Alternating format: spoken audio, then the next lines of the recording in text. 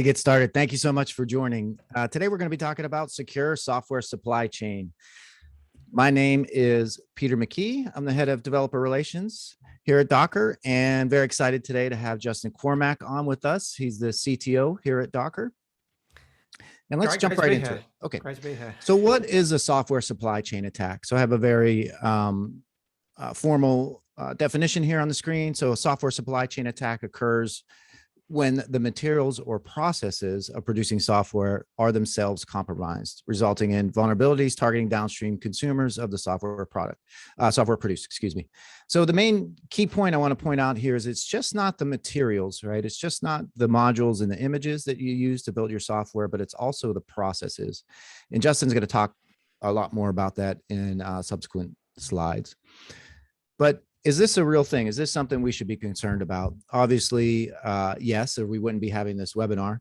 But there's some pretty high profile attacks that's happened in the past couple of years. SolarWinds Orion attack was very interesting because it affected a large software company, and it was in the supply chain.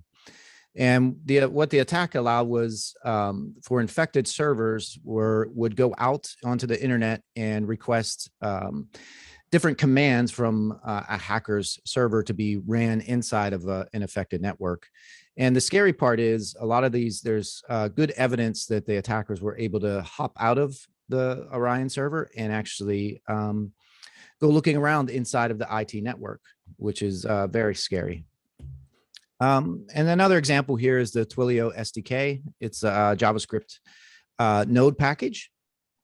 And so this is where an S3 bucket was misconfigured and a hacker was able to replace the SDK with their own SDK that had some malicious code in it that, again, would go out to the internets and pull down the Magcart group of attacks and could infect wherever you're running this SDK. So again, another very scary kind of attack. You're using the task router JS SDK, and then all of a sudden the version is swapped out, and now you're being compromised. So here's some statistics, and a lot of these statistics are focused on code modules, but I wanted to put these up here because OSS software is huge and a huge part of the code base that we use nowadays. But not only, again, I want to emphasize, and Justin's going to go over this again too, but it's not just running scanning on your code that you're using. But what is really interesting is this NPM, and I hate to beat up NPM. I'm a JavaScript node developer. I love JavaScript, but 40%, almost 40% of packages have known vulnerabilities. So when your coworker says, let's just go, there's an NPM package for that, you should really think a little deeply about just pulling in unknown code. All right. So let me kick it over to Justin. He has a lot more insight into security than I do. So I'm going to shut up now and let Justin go for it. Hi, Justin. Hi, thanks, Peter. Yeah, so I'm going to talk Justin, about. I think either on mute or. You really can't hear me? You're fine. Go ahead, Justin. Okay. Peter. We can program computers, but Zoom is everyone says they can hear me except you. So I'm going to assume the problem's on your end. Okay, it sounds like everybody else can hear you. I can't, so maybe I'm having an issue here. Let me hold on. Go ahead, Justin, give it a shot. Can you hear me now? Go ahead, Justin, just go, and I'll watch you to give me a hand signal to go next till I figure out my speaker. Okay. Let me, Okay. So what is a software supply chain? I think it's the term is based very much on the traditional supply chain in a factory. It's like I need components to build my items in my factory. They get shipped to me, usually in shipping containers, of course. And they, it's nice to think about some of the analogies, like a shipping container, comes to your factory, probably maybe from China. It comes with a load of parts. It's got a manifest on the end that says what the parts are. There's a whole infrastructure designed to take it from one end to another. The container metaphor is really kind of useful in a way, thinking about this, because when you're building software, you're taking a lot of components such as open source software or closed source software or libraries and parts from your own GitHub repos and everything like that. And you're building together the actual code and the binaries that you're going to run in production. And when we talk about kind of containers, and container security, people tend to think about container security as being, can I escape from the container? But actually the really interesting things about containers, it allows us to control and know what exactly has been built, and to make sure that we're reproducibly shipping the same thing to production, and that we can have labels on this explaining what's in it in the same way as in production. And so in many ways, the most important thing about the whole ecosystem that Docker built around containers, and we have around containers, really is these images, and it's this software supply chain that you can build from that. And so I think it's really important to think of it like that. So think of it, really like a factory. We'll talk about a little bit more about the factory analogy a little bit later on. The next couple of slides, I'm going to talk about some of the pieces that the CNCF Tag Security wrote about in their white paper on supply chain security. This is a really interesting and worthwhile read, and I recommend you read it. I reviewed this when it was written, and I went through it, and it's extremely valuable. And we're currently working on the audiobook version of it, which should be out soon. So I'm just going to talk about some of the principles that this introduces. So the white paper introduces 4 key principles about supply chain security. The first one is really about trust, and trust is incredibly important. You're trying to you've got lots of bits of software you're trying to use, and you're trying to build a process where you take components and combine them and build them and compile them and do other things. And you really have to know that you trust every step of that. So that trust is really important. And it's not, although this flags sort of cryptographic attestation and verification, that's one way of looking at it. But I think it's also important to just think about trust as like, trusting, do you trust the people that are involved, the people that you're getting this from? We've spent many years working on Docker official images, and a lot of the community trusts those as well, not for cryptographic reasons, but because of the processes and the reputation that we've got through that. So I think thinking about trust in a really broad sense, as well as the really important things about attestation and verification, but really just thinking about who built these things, where am I getting this from? Is this a open source project that has maintainers who I know who they are, or perhaps maintainers who are actually hostile to me? Automation is really important, and I think if you've worked in containers, again, that one of the innovations that Docker brought was this whole build automation.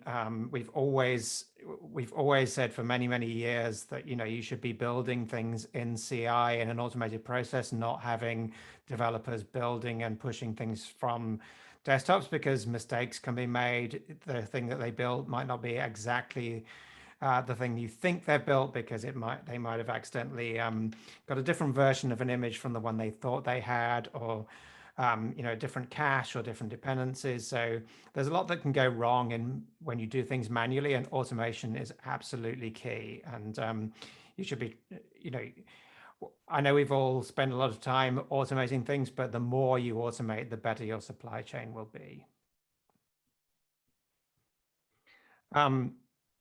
Again, harking back to containers, I think that containers and secure supply chain were really built for each other. The build environments used in the software supply chain should be clearly defined and have limited scope. Again, containers help you do that. Containers help you understand what all the dependencies are. You don't get extraneous things that are not defined in the build environment. But this also applies to, the build environment itself, where you're running your builds and so on. These should be automated machines. They shouldn't be, long-running pet machines that might have been compromised years ago. These should be automated, rapidly created environments. And then the fourth of the key principles is that everyone should be mutually authenticated. Again, you need to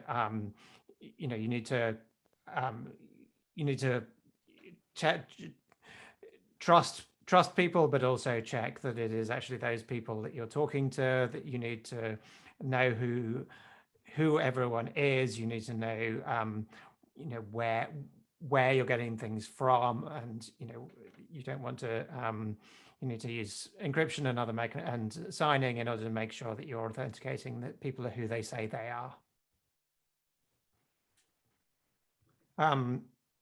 So that's those are the principles from from the CNCF paper, which I totally recommend you go and read after this. I'm just going to talk about 6 things that really help you understand and think about how you're building your supply chain and supply chain security overall. Shift left is a principle that's been really important with how we think about security tasks and other tasks. Shift left is the principle that things should be done as soon as possible, so that developers are not pushing something almost to production and then being told, no, sorry, there's something needs fixing. You should tell them about all the issues that need fixing as soon as possible. With Docker Desktop as an example, for example, we provide scanning tools with Docker Scan that we do in conjunction with Sneak. We provide them on Docker Desktop and in Docker Hub. And lots of people do scanning late, but it's also really important to scan early on so that you know what the issues are, rather than getting a message after you've pushed telling you need to fix something. And we're really going to provide a lot more supply chain security tools on Docker Desktop so that you can do things sooner. And so, for example, a lot of you have asked for things like restricting which images developers can use so that you can have pre-scanned images only available on desktop. So we're going to be announcing that in the next few weeks as a new feature. Shift left, but help developers do these things. And we think Docker Desktop is a really important way that we can ship tools for supply chain security to the developer. The concept of factory is really important. There's a really interesting document. I'm giving you lots of reading lists here. The DoD white paper has an extremely long URL, but we've given you a short link for it. This is really about how to build a fully automated pipeline and what a secure factory for building software might look like. It's based on automation of containers, and this has been very influential in terms of how a lot of the communities are thinking about building secure software delivery systems and secure software delivery overall. And I highly recommend you read it. But thinking of it as you're building a factory. You've got these container images being shipped into your factory. You've got source code being shipped in, and you've got to build it securely and ship it out to production. So I highly recommend you read that. Another thing I really want to talk about, is what the inputs to your pipeline are. What do you have to trust? Docker official images, I'm going to talk about quite a bit because we see these as a very important key to, these are one of the sources that almost everyone uses to build their containers. They have been trusted for many years. And we provide and check and update these images extremely often, and we provide them for you to use for that on that basis. And we see this as an important part of the way that you can be sure about the stuff that you're using to build your own software. We've also recently launched the Docker Verified Publisher Program, which is a set of publishers who we're vouching that they're who they say they are, and they're shipping stuff through Docker Hub. And it's really we're really pleased to see that publishers like Red Hat and Canonical for Ubuntu and VMware have joined this program because they want to distribute their software through Docker Hub for you, because Docker Hub has become, a valuable place for people to get the base images that they use to build up their software. We're also rolling out the Docker open source program, and this is a huge collection of open source projects that will be, again, helping validate and ship these so you can use them for your images. So that's another piece of that. So think about where you're getting your base images and where your source of trust is. Bill of materials is something that you've probably heard about a lot. It's SBOM, or Software Bill of Materials. The US President Executive Order on Cybersecurity, I think, was the first time a US president has mentioned the term SBOM. And so it's something that people are suddenly becoming much more aware of this year. We think that it's really important that, lots of people are going to want an SBOM. They're going to want to know what's in their images. We think it's really useful that you can see what's in your container images much more easily. We're working on including SBOMs with Docker build, so you can see and construct SBOMs for things you're building, and including SBOMs for Docker official images and other content on Docker Hub. So you're probably going to hear about SBOM a lot because of the executive order. So we're working on tooling. There's lots of other tooling starting to become available to build SBOMs as well. Vulnerability scanning is a key part of supply chain security, and it's not the only part, but it's really important that you do it, and it's part of keeping your dependencies up to date. Obviously, we've been working with Sneak on shipping vulnerability scanning in Docker Desktop and Docker Hub. Remember that vulnerability scanning, though, is not enough. We're seeing more targeted attacks on particular users through supply chain attacks that are not just shipping vulnerabilities, but actually shipping actively malicious software, perhaps targeted at you, and vulnerability scans might not capture this. So think about the broader picture of where you're getting your software from and other kinds of checks you can do on it. And also, things like license checks and other kinds of checks that you need to do. So there's a lot more than just doing vulnerability scanning, but vulnerability scanning is an important part of keeping your software up to date and thinking about what's in it. And so it's a tool that you need to be adopting, but it's not all that you need to be adopting. And then finally, we're working on a lot of these things with the wider community. There's a lot of supply chain tools being developed. There's big communities out there working on these things, although it's quite a new area in many ways for a lot of people. There's a lot of activity. We're working particularly with CNCF Notary V2 project with Microsoft and Amazon and many others, but there's also a lot of other projects, and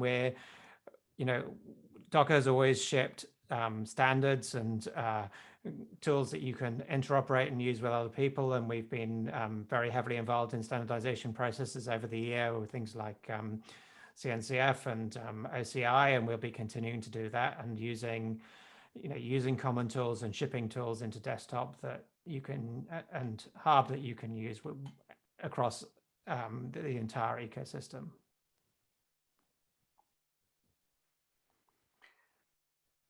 So thanks for that. I see you've posted lots of questions, and I think we've perhaps got time for answering a few of them. But we're happy to also, talk to you at other times, talk to you on Slack, and catch up with you. Yeah, exactly.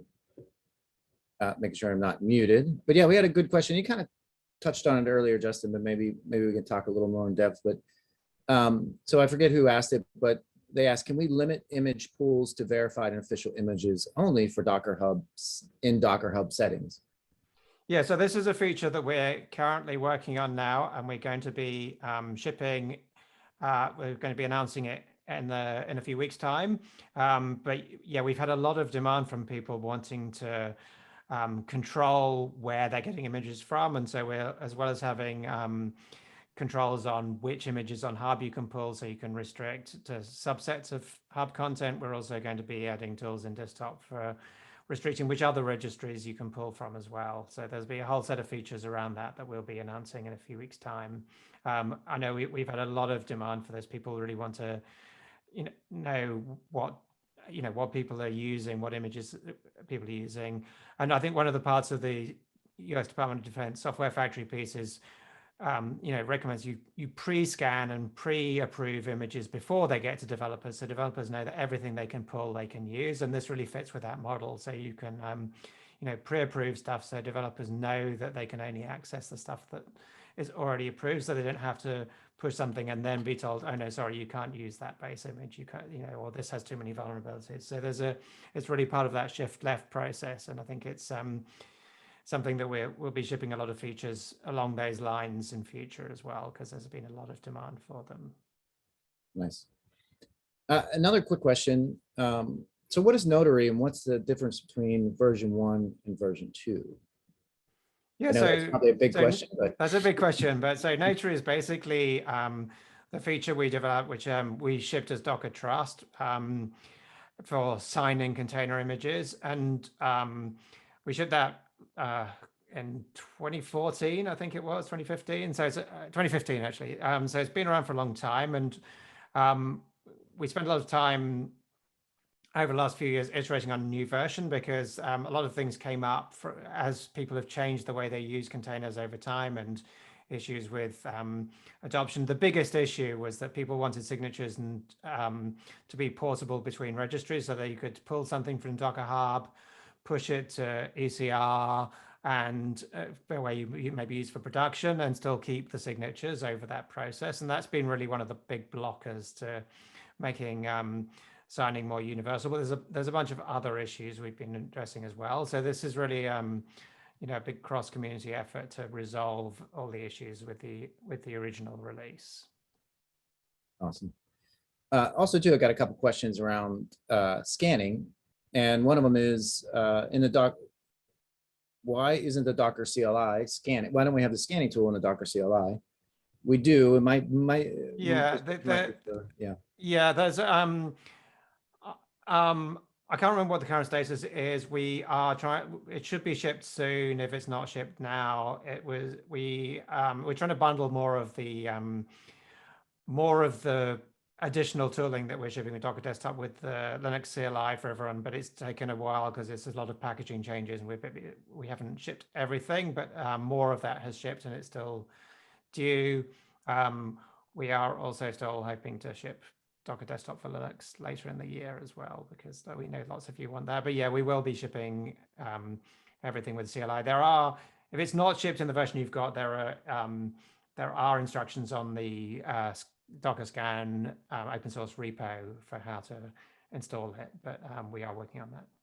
Yeah, I'll dig up the link here in a second. We got a bunch of questions running through.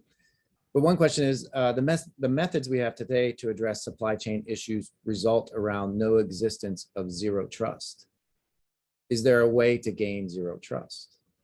I'm not sure. There's probably a little bit more details in that question. That's a slightly unclearly worded question, but I mean, I'd say, zero trust is a model of really not trusting anything because of where it is, but trusting it because you have end-to-end assurances. And a lot of the principles that around supply chain are really related to that same kind of model. Don't trust something because of where you found it. Trust it because you have other assurances, things like signatures, which are a way of giving end-to-end annotations, or other information that lends it trust that's not related to just where you happen to find it. And again, a lot of the work around supply chain is really about that kind of portability, so the metadata can flow with images about attestations and signatures, so that you can make sure that you believe people who told you things about an image and so on. So it fits very closely with the overall zero trust architecture, but there's kind of a lot of nuances around that. Yeah. So Chris just asked, do you have any recommended practices around software composition analysis, SCA? Will SBOM help solve this problem? I mean, it's complicated. What we're working on at the moment, because we think it's the right technical solution to this, is trying to, rather than trying to analyze software after it's built. We're trying to record the pieces we use to build it, because Docker build really knows what a lot of the pieces are. There's a lot of issues around it. Doesn't have much metadata around what those pieces are right now, but it sees the stuff come through. And so what we're trying to do is really, you know, because the traditional approach to all of this has been build some software and then take it apart and find out what it was built from, which is kind of hard. Whereas architecturally, we think that doing things at build time and taking metadata that's come from upstream components and combining that and then outputting that at build time is the right architectural approach. And we're but there's a lot of work to do in order to get that really, you know, fully end to end with everything in it. But we're looking at how to incrementally roll that out over time. Yeah, so I think there's I don't know. I think bill of materials. I think it does help a lot of things. I mean, I think one of the most exciting things from my point of view about bill of materials is it helps you answer that question, like, what's in that container image that I got? Which version of Java is in this image? Like all those questions about that from a developer's point of view about what making containers less of a black box and more of an open book or something. I don't know what the right, you know, and I think there's a whole lot of other things we'd like to do with that. I think the big promise of containers was this ability to add metadata and the fact that they're immutable, the fact you could mark what was in it. And I think we just, until recently, not much of that ecosystem really got built. And I think the interest in supply chain security has given the real impetus for people to start building that kind of infrastructure. And I think it's really exciting. I think we'll be able to do a lot of things. So that wasn't quite entirely quite an answer to your question, but it kind of was. Yeah, no, it was great. Well, we are at time. We only had 30 minutes. Thank you, everybody, for joining us. We appreciate all your questions. Like Justin mentioned earlier, feel free to reach out to me or Justin on Twitter. Please join our community Slack. That's a great place to interact with us and ask more questions. But yeah, stay tuned. We're going to be having a follow-up webinar in the coming months around how to get a little more tactical with some of the newer features that we're introducing in Hub and in Desktop. And yeah, again, thank you so much, Justin. Thank you so much for bringing your wisdom to our call today. I really appreciate it. And everybody have a great weekend and stay safe. Thank you. Thanks.